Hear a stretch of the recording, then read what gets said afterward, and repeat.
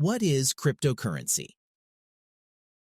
Cryptocurrency is basically digital money that exists on the internet.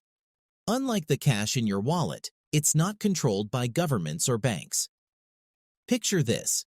You and your friends create a new type of digital money called KoolCoin. Everyone can use their computers or phones to send and receive KoolCoins, and no one needs a bank to do it. Cryptocurrencies like Bitcoin, Ethereum, and many others work on a technology called blockchain. Think of it like a digital ledger that keeps track of all transactions. It's transparent so everyone can see what's going on, and it's really hard to hack. To make sure everything runs smoothly, some people called miners use powerful computers to confirm transactions. They get rewarded with new coins for their work. You can use cryptocurrencies to buy stuff online or invest in them, like stocks.